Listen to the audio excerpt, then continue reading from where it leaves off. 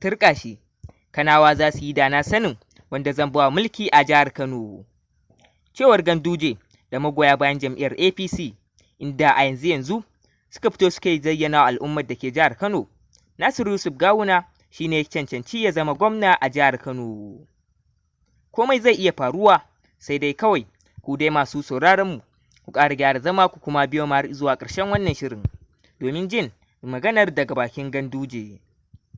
Kada ka manta, idan wannan ya kasance shine zuwanka na farko wannan channel ɗin, da ka yaƙuri ka danna subscribe kana ka danna alamar ƙararrawa domin samun sabbin shirye-shiryen namu da zarar mun ɗora.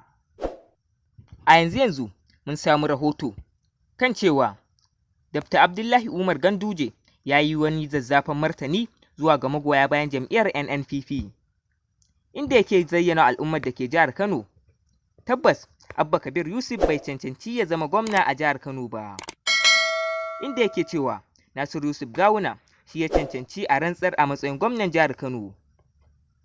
A yanzu dai, bayan Dr. Abdullahi Umar Ganduje ya gama wannan zance, magoya bayan jam'iyyar NNPP sun ɗau zafi don kuwa sun fusata, sun ƙara cewa da a ce har yanzu ba shi ne gwamna ba da tuni sun cin masa, inda suke bayyana al'umma da dama da ranar da ya sauka daga mulki su kuma za su fara neman shi ido rufe, inda bayan zancen ya je kunnen Ganduje, a yanzu dai an ji Ganduje yana shirin haɗa kayansa ya bar jihar Kano, inda wani rahoto ya fito a jiya kan cewa Dr. Abdullahi Umar Ganduje shi ma dai zai bar jihar Kano kenan ba dan yana so ba.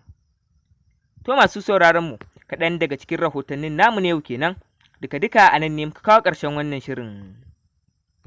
Kada ka manta, idan wannan ya kasance shine zuwanka na farko wannan channel ɗin, sai ka danna mana subscribe kana ka danna alamar ƙararrawa domin samun sabbin shirye-shiryen namu da zarar mun ɗora. Mun gode sosai da sosai.